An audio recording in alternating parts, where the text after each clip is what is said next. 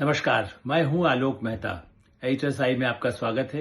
हमारा अनुरोध है कि आप एडिटर्स आई देखें, लाइक करें, सब्सक्राइब करें, मित्रों को, ग्रुप्स को फॉरवर्ड करें और उनसे भी आग्रह करें कि वे भी सब्सक्राइब करें ताकि अधिकाधिक दर्शकों तक हमारी बात पहुंच सके, नियमित रूप से पहुंच सके और उनकी राय, आपकी राय भी कमेंट्स के रूप में हमको मिल सके।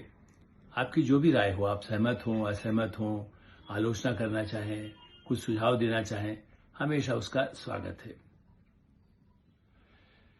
कांग्रेस ने कर्नाटक में एक नया बिगुल बजाया है। अपनी मतदाता सूची, अपनी वोटर लिस्ट और वापस वही पर्चा, वही डिब्बा, वही ठप्पा, मतलब मशीन से नहीं, वोटिंग मशीन के बजाय स्थानीय चुनाव के लिए कैबिनेट ने फैसला कर लिया कि हम अपने ढंग से ही सूची बनाएंगे। स्थानीय, चूंकि राज्य सरकार हमारा अपनी स्वायत्तता है हमारी, और हम ही जो है वो मशीन का उपयोग नहीं कर रहे हैं। हम तो वही पुराने जो 50 साल पहले शुरू हुआ, 70 साल पहले, हम तो उसी पर जाएंगे साहब। अब बताइए। और ये एक नया, जिसको कह सकते हैं कि एक नई मुहिम शुरू की गई है। खतरा इस बात का है कि क्या फिर हर राज्य में भी कांग्रेस शासित हो या गैर कांग्रेस शासित हो, कुछ किसी तरह करने लगेंगे। मतलब हमें वही करने दीजिए जो फार्मूला बताया जाता है। चूंकि बूथ कैप्चरिंग होती थी, किसी जाली वोटिंग होती थी, एक तरफ वोट जागरण अभियान चला रखा था, वोट चोरी का आरोप लगा करके राहुल गांधी, उनकी पार्टी घूम रही थी बिहार में। अब जो है उन्होंने नया फार्मूला निकाल लिया वोट चोरी का, जबकि सीतारमैया मुख्यमंत्री हैं, उनका वीडियो उपलब्ध है, कहीं आप रिकॉर्ड निकाल करके देख लीजिए।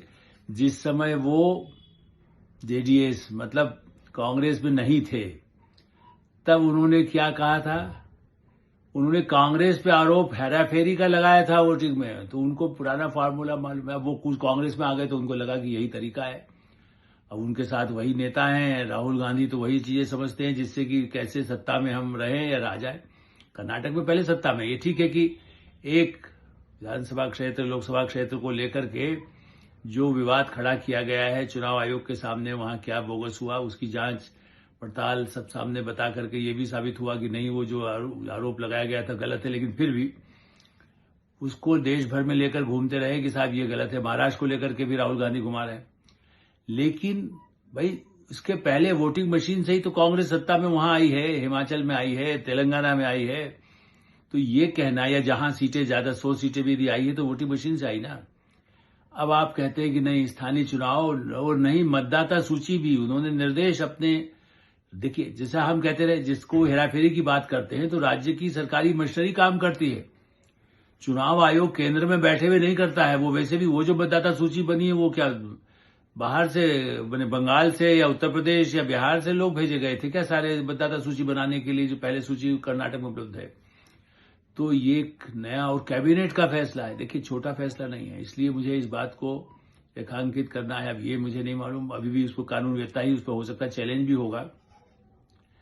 क्या देश में सब अपने अपने ढंग से चुनाव कराने की राज्यों में स्थिति होगी? माने ये ठीक है कि स्थानीय नगर पालिका, नगर निगम, पंचायत, ये चुनाव स्थानीय कहे जाते हैं, लेकिन उसी का ही तो लोकसभा में भी उसका असर होता है, विधानसभा में भी असर होता है। तो अब आप चुनाव आयोग के साथ लड़ना चाहते हैं, सुप्रीम कोर्ट से। अच्छा, ये सब संवैधानिक ऐसे हर बार ऐसे उलझाने की बातें हैं, जिससे कि संविधान का विश्लेषण करिए और बताइए कि वोटिंग में, उस समय संविधान वेत्ताओं ने कहां सोचा होगा कि मशीन ऐसी आ जाएगी? कहां सोचा होगा कि वीडियो कॉन्फ्रेंस के जरिए जो है बात होगी और सीतारमैया जी किससे क्या बात कर रहे हैं, मोबाइल से बात होगी? क्या संविधान में लिखा हुआ है? आप तो कह देंगे कि भाई फोन बात करना अलाउ, उसमें तो नहीं था, हम तो पुराने हिसाब से ही उससे कबूतर से भेजेंगे मैसेज भेजने के लिए। राज परंपरा में चले जाएं आप, तो मैसूर के राजा की तरह से आप कहेंगे साहब हम तो ऐसे ही, हमारी परंपरा रही है। तो किस पराकाष्ठा पर, यदि कोई कट्टरपंथी कोई दूसरी बात करता है किसी उस प्रदेश में, या भारतीय जनता पार्टी कोई ऐसी कट्टर बात करता है, तो उसकी आलोचना संभव है कि भाई आप उस प्राचीन काल के हिसाब से नहीं काम होगा। धार्मिक आस्थाएं, मान्यताएं, संस्कृति की बात करना अलग बात है, लेकिन लोकतंत्र में जो संविधान में किया गया, समय के साथ यदि उसमें सुविधाएं बढ़ी कि घोटाला न हो, बूथ लोड बिहार, इसीलिए बात है बिहार में यदि मान लीजिए मान के चल रहे हैं कि जीते, तो उसके बाद वहां लूट कैसे हो सकती है? हम ऐसे ही ठप्पा लगा करके हम स्थानीय चुनाव में जीत जाएंगे। अभी नहीं यहाँ जीते तो फिर भी उसमें जीतेंगे। वहां कल आदि कोई मुख्यमंत्री ऐसा बन जाए, या और तेलंगाना में कल फैसला कर लेंगे, हिमाचल में कर लेंगे, कहीं और पूर्वोत्तर क्षेत्र में, या जो आपके साथ कोई घटक दल है उनके साथ आप डीएमके से कह देंगे तमिलनाडु में वैसा करिए। तो वोटिंग मशीन के खिलाफ ही नहीं, वोटर लिस्ट हमारी अपनी राज्य, मतलब हम जितना बोगस रखना चाहेंगे बोगस रखेंगे, आपको क्या लेना देना है, क्यों?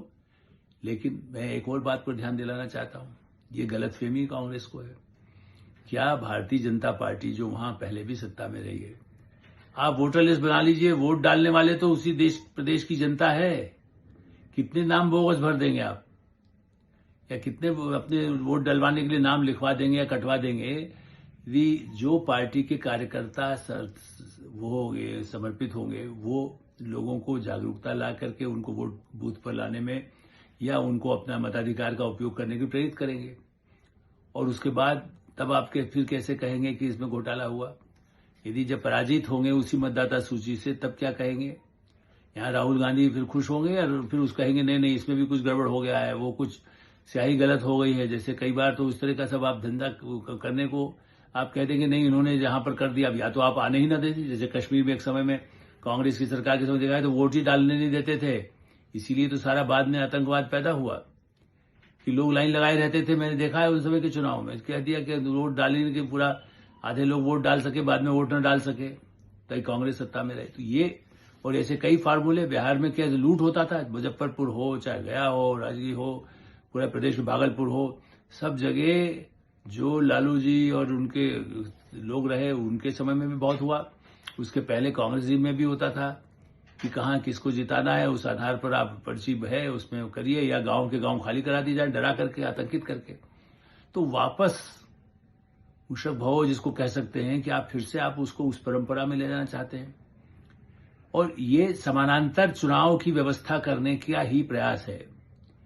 आज गांव की पंचायत में महिला सरपंच यदि आप कहीं बात करें, मैं केवल ऐसा नहीं है कि मैं भाजपा शासित हरियाणा की बात कर रहा हूं, मैं प्रदेश में मध्य प्रदेश हो, चलिए वो भी भाजपा शासित है, लेकिन क्या कर्नाटक महाराष्ट्र में भी बीच में सरकार गैर भाजपा की भी रही ना। तो उस स्थिति में क्या जो जितने राज्य हैं उनमें, या केरल में है, तमिलनाडु में है, पंचायत तक में महिलाएं जिस तरह से आगे आई हैं, जितनी जागरूकता आई है, मैंने देखा है कि अच्छी सी महिला सरपंच वो मोबाइल पर था रिपोर्ट सफाई की, क्या रिपोर्ट ठीक से हो रहा है कि नहीं, ये काम हुआ कि नहीं हुआ, पूरी रिपोर्ट सरकार को भेजना या उसके विधायक और सांसद को भेजना। छत्तीसगढ़, वहां की महिला सरपंच वहां भी कितनी एक्टिव हुई है, कितने लोगों को पुरस्कार मिला है। उत्तर प्रदेश में हो, बिहार हो, राजस्थान हो, कितने राज्यों के नाम गिनाए जाएं। मैं इसलिए मानता हूं कि कुछ कमियां हो सकती है उसमें, परिवार के लोग दखल करते थे, पहले तो होता ही था कि सरपंच नाम के लिए है, लेकिन जब बड़े पैमाने पर महिलाएं अपने अधिकार को समझने लगी है, वोट भी डालने में उनकी सबसे बड़ी भूमिका है।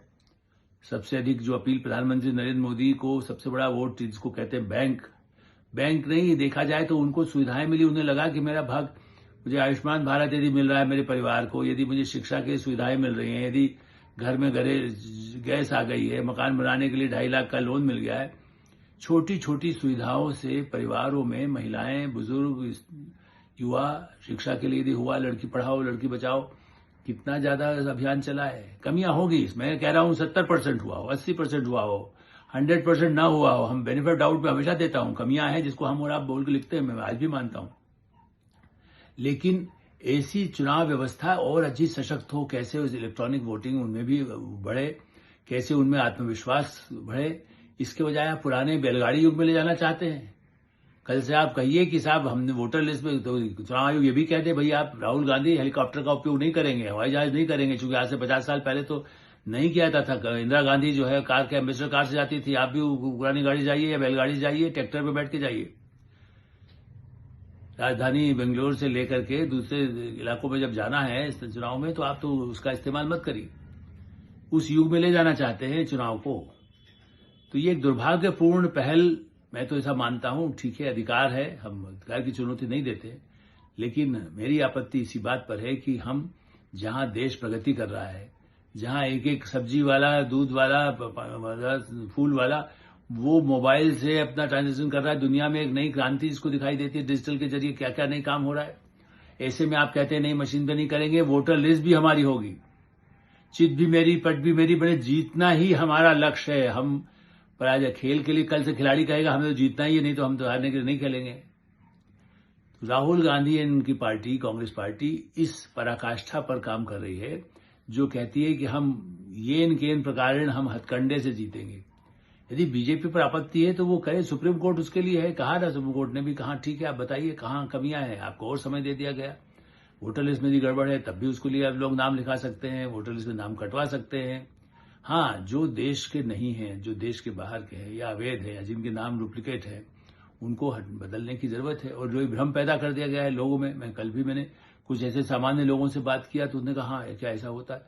अब मैंने उनको बताया कि दिल्ली में हमारे पड़ोसी जो बड़े, मैं पहले भी इसका जिक्र कर चुका हूं कि उनके घर में 15-15 लोग किसी ने दिखा दिया लिस्ट में, उनको पता ही नहीं। वो कहने के भाई हमारे घर में 3 आदमी ज्यादा है ही नहीं। तो दिल्ली में भी कमियां, और वो भी कांग्रेस राज की बात बता रहा हूँ, आज की बात नहीं है, पहले के समय में हुआ है। कई ऐसे पत्रकार जहां रहते हैं वहां उनके 25-25, 30-30 फ्लैट के गायब नाम हो, तो गड़बड़ियां कमियां हो सकती हैं। जो वहां नाम लिखने के लिए मतदाता सूची बनाने वाला है वो कर सकता है। इसलिए जागरूकता आवश्यक है कि वोटर जागरूक हो, साथ साथ पार्टी के कार्यकर्ता, पार्टी के लोग जो हमारे देश के 140 करोड़ की जनता में आज भी साक्षरता के लिए बहुत ज्यादा जरूरत है, जागरूकता के लिए आवश्यकता है। या जो रोजी रोटी अपना मजदूर काम में लगे रहते हैं, उन्हें ज्यादा पता नहीं हो कहाँ मेरा नाम है कि नहीं है, उनकी सहायता के लिए राजनीतिक दलों को, पहले तो राजनीतिक दलों का काम था कि वो पर्ची बताए, अब तो चुनाव आयोग खुद पर्ची देता है कि आपका वोट कहां पर है। आपका ये वोट चुनाव से पहले सबके घरों में बांटने की व्यवस्था कर दी गई है। ऐसी स्थिति में तालमेल लोकतंत्र के लिए आवश्यक है। राज्य सरकार हो, केंद्र सरकार हो, स्थानीय स्वायत्त संस्थाएं हो, नगर निगम हो, पंचायत हो, लोकतंत्र को मजबूत करने की जिम्मेदारी केवल एक पार्टी, एक सरकार की नहीं होती, ये सबकी होती है। ये यदि समझ होगी तो अराजकता पैदा करने की, बूथ लूट की, मतदाता सूची में हेराफेरी की कोशिश कोई नहीं कर पाएगा। एटेल टाइम में हम ये विराम देते हैं। आप एटेल साइड देखते रहें, लाइक करें, सब्सक्राइब करें, मित्रों को ग्रुप्स को फॉरवर्ड करें और आपकी कोई राय हो तो हमें अवश्य अवगत कराएं। धन्यवाद, नमस्कार।